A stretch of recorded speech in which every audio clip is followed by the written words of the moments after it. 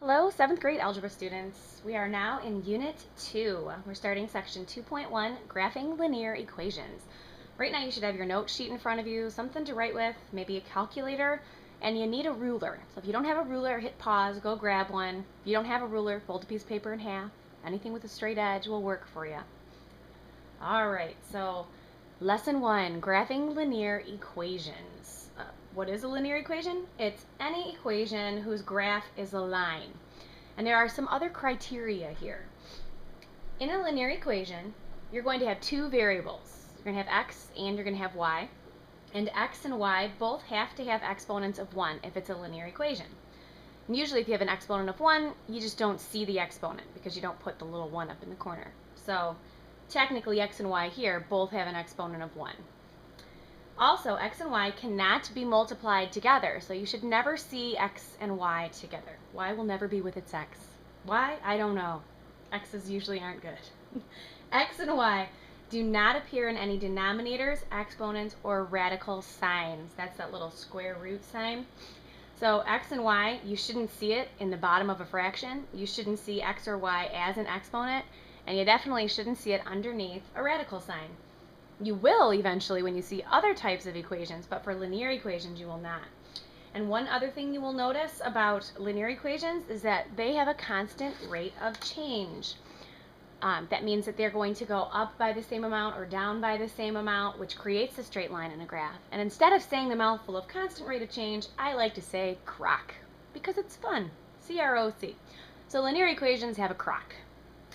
Okay, so taking a look here just to kind of put those words into action, I have a little table, and these are examples of equations that would be considered linear, and some examples, counterexamples I call them, of equations that would not be linear. So you might not see them all in y equals mx plus b form. I know that you have learned this form probably last year, and if you have not, don't fret, we'll go over it. But they're not always going to be solved for y. That's why you had to do those literal equations in lesson 1.4. So take a peek here. If I go through my checklist, x and y both have exponents of 1. X and y aren't right next to each other being multiplied. X and y are not in any denominators, exponents, or radical signs. We don't know about the constant rate of change yet. You'll see that with the table, but basically this fits all the criteria in looking at the equation. So does this, and so does this. Over here we have the examples that are not linear. This one, the problem is we have x right next to y. That's not allowed. They're not allowed to be multiplied together. This next example is not linear because the x has an exponent of 3 and it's only allowed to have a 1. This one's not because y is being divided, or 6 is being divided by y. You're not allowed to have that y in the denominator. So hopefully by looking at an equation you can kind of recognize if it's going to make a straight line or not. So let's talk about graphing now. Graphing a linear equation. I'm going to make sure it's in the camera. All right, here we go. In a linear equation, all the points on the line are solutions.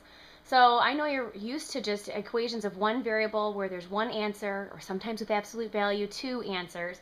But basically in a linear equation with variables x and y, every single point on the line is considered an answer to the equation because any value that you plug in that's on that line will make the equation true. You can use a graph to show all the solutions because if we tried to list all the solutions of a line that goes on forever and ever, our answer would go on forever and ever. So in order to graph that line, to graph all the solution points, we're just going to plug values in for x to find the value of y. And once you have those, what you actually have are ordered pairs on the graph. So the x in the equation, that's going to represent your independent variable, and the y is going to represent the dependent. It's all kind of tied into your science classes, I'm hoping. Alright, so basically we have a table here, and I give you the equation y equals negative 2x minus 1. And what we want is we want some ordered pairs, and I'd like to have a negative side, a positive side. So when I choose values to plug in, I would usually pick a negative value.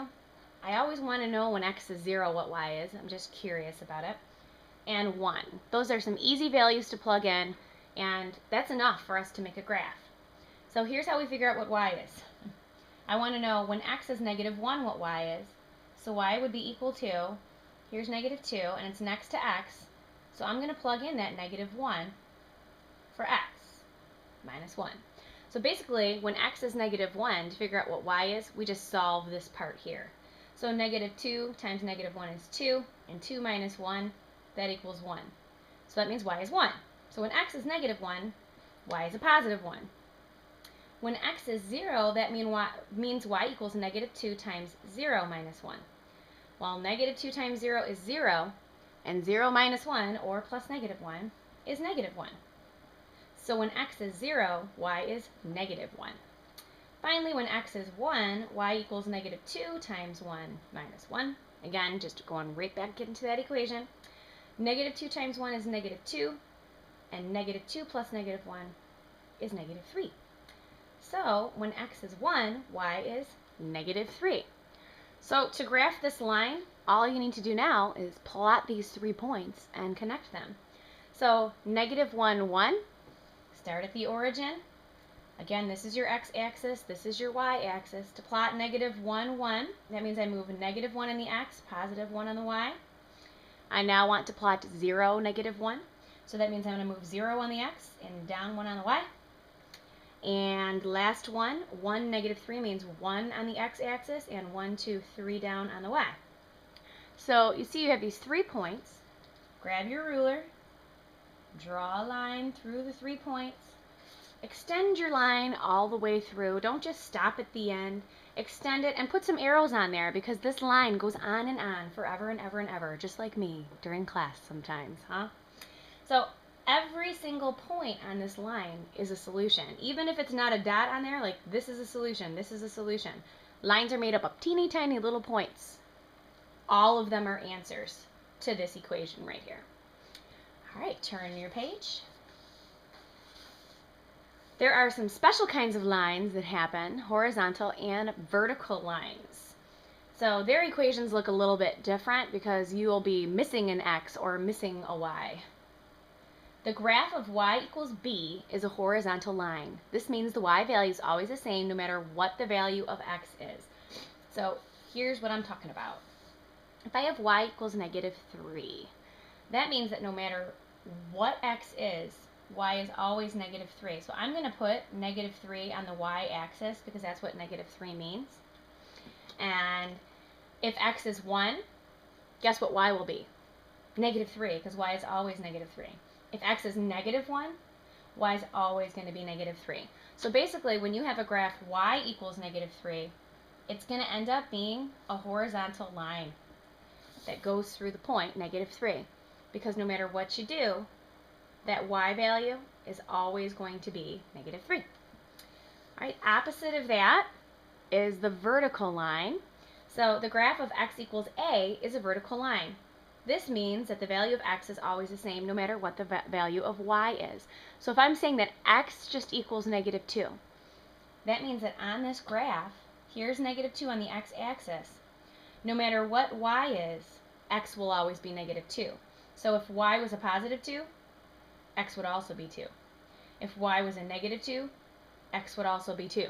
So no matter what, you're always going over 2 on the x-axis, and that creates a vertical line. Those are what we call special cases. There's always special cases. You will get used to me talking about them. They're special. They're great. So hopefully we see the difference between a horizontal line and a vertical line. Now it's time for a little bit of practice with this. So here we go. Graph the solutions to each equation. So if we want to graph the solution to each equation, that means that we need some points on the graph, right?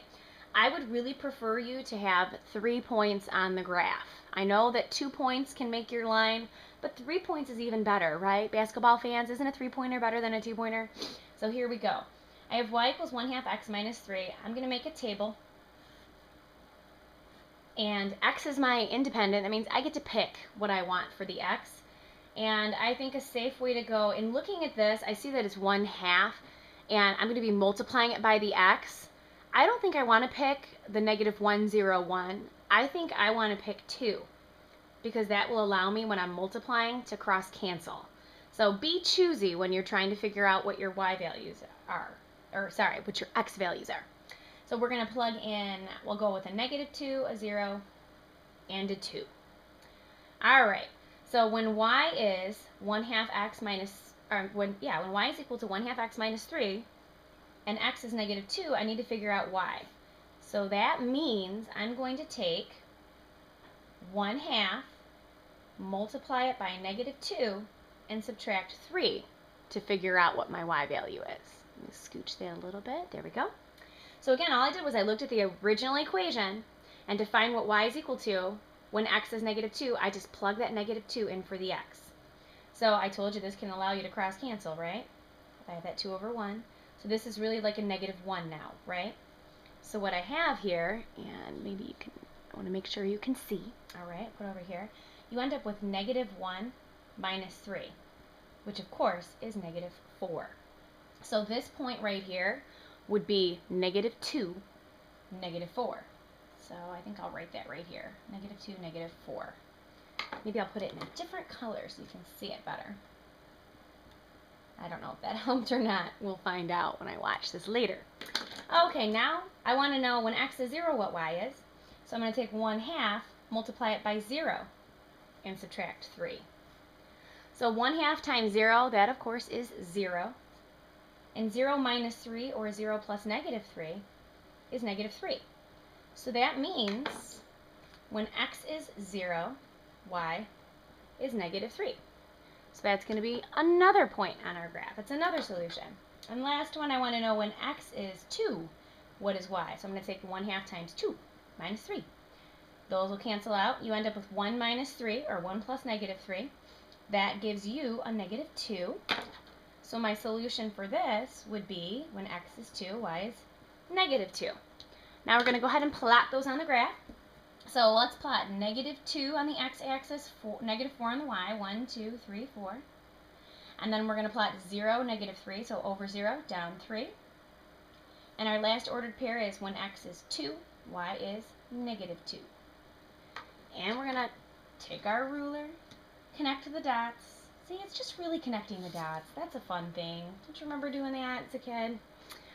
All right, so any point on this line is a solution. Take a look at the next one. I want to graph y equals 3x. So I'm going to set up a little table of x and y values. And with this one, I think we could use -1, 0, 1. Those are pretty simple numbers to use. Oops, not -0. There is no such thing. -1, 0, 1. So when x is -1, y would equal 3 times -1, which of course is -3. That means my ordered pair would be -1, -3. When x is 0, that would mean 3 times 0, which is 0. So my ordered pair would be 0, 0. And when x is 1, that would mean 3 times 1, which is 3. So my ordered pair would be 1, 3. So we're going to plot those 3 points that are given. So -1 on the x-axis, -3 on the y, 1, 2, 3. 0, 0, we don't have to move. And then x on the, or 1 on the x-axis and 3 on the y. I have my 3 points. Remember, 3-pointers better than a 2-pointer. So bam, I put the arrows to represent this line going on forever and ever, and every single point in that line is a solution. The last one here, not for good, because we have a whole nother page, I know. It's not too bad. We'll be done before you know it. With this one, I'm hoping that you can see that there is no x. The x is missing, right? So this right here, when you only have the y, means this is kind of a special case. If y equals -1.5, that means I'm going to plot -1.5 on my y-axis. So here's the y-axis. -1.5 would be, okay, let's go down 1 and then down another half. There it is. Now, no matter what, y is always going to be -1.5. That means this is a horizontal line. That should look like that.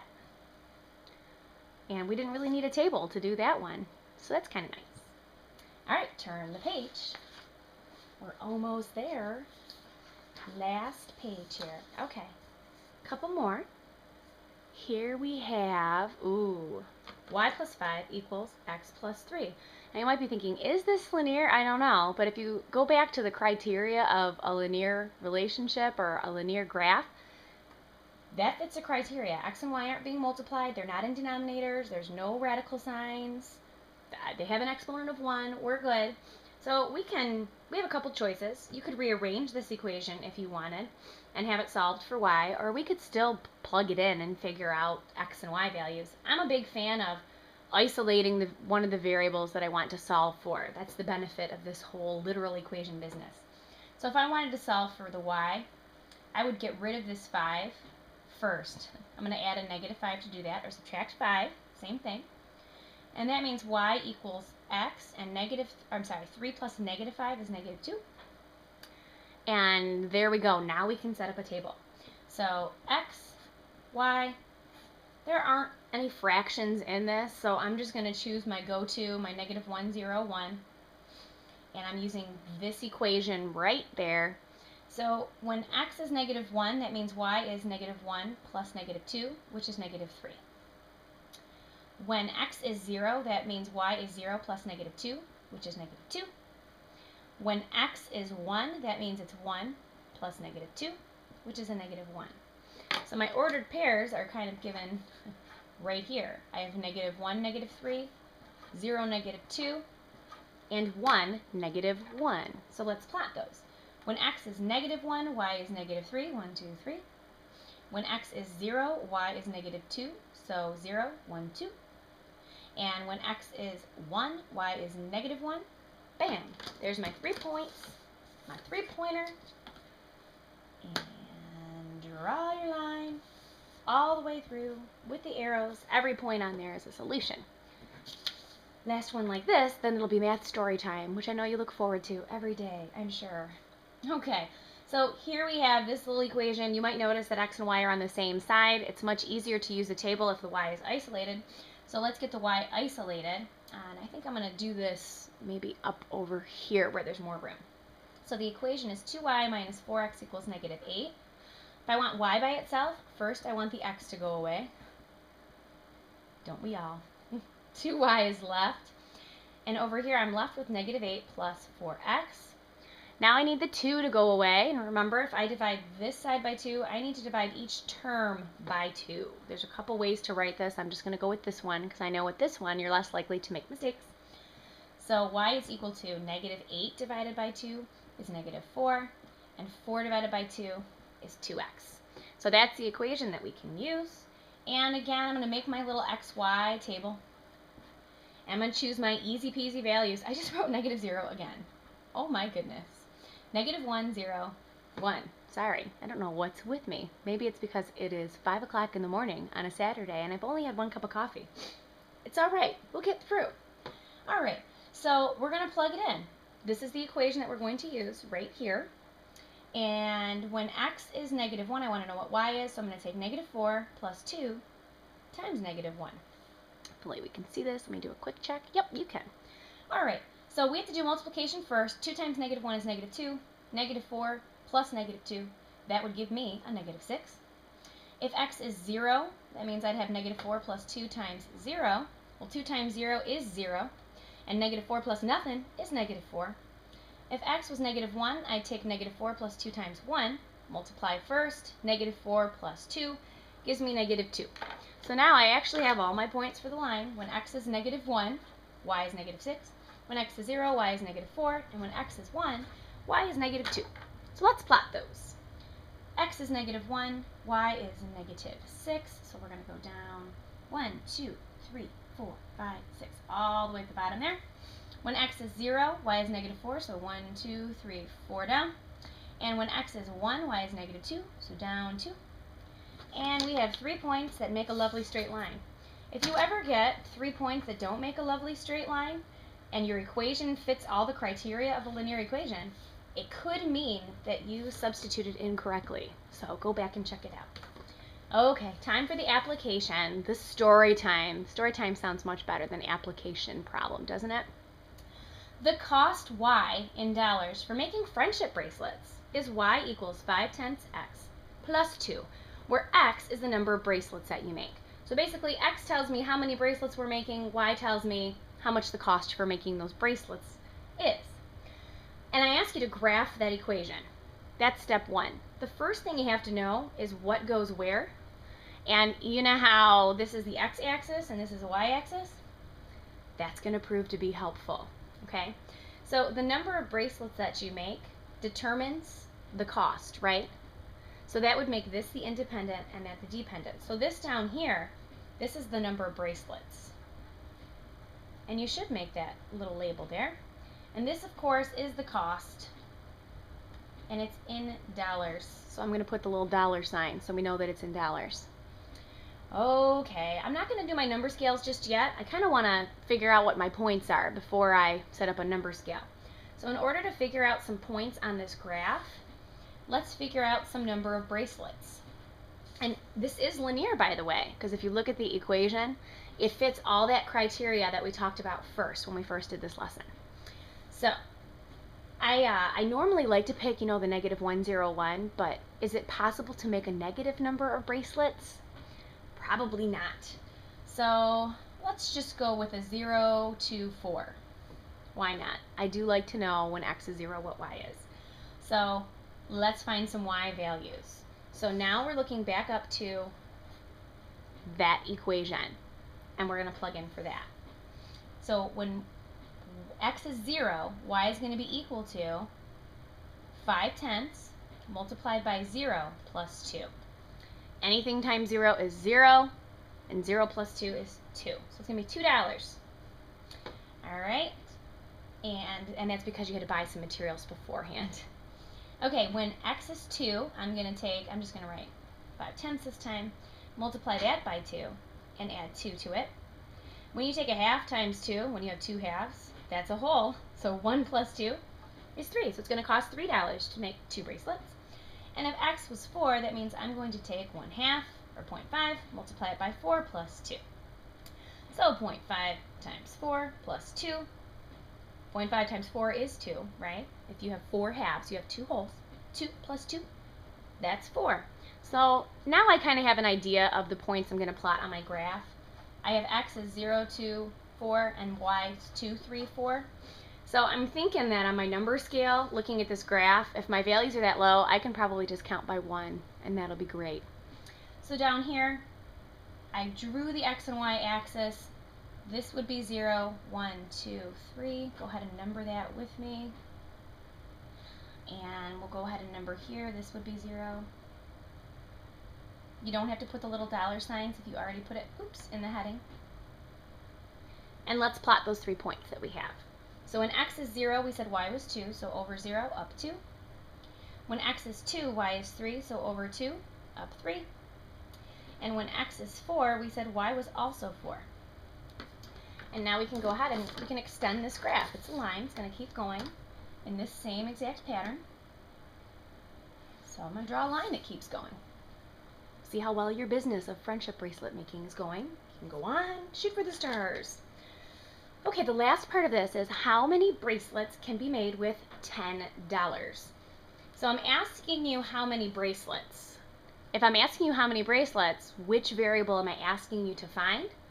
Well, doesn't the x represent the number of bracelets? So you're looking for x, you don't know it. The dollars, isn't that y? Yes, it is.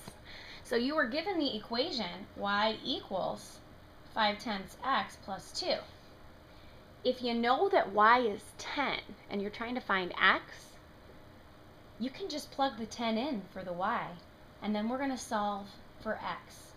And now what we have here is just like our regular little two-step equations. It's not so bad. You could also try to continue with the graph, but unfortunately our graph doesn't go up to when x is 10, or I'm sorry, like when y is 10. So let's use our equation. Start off, I'm going to subtract that 2 or add a -2, whatever you prefer. 8 equals 5/10 x. Now, of course, you need to divide both sides by 5/10. And the cost would be, if you take 8 and divide it by 0.5, it is 16. So $16 would be the cost. You are finally done. I'll see you tomorrow.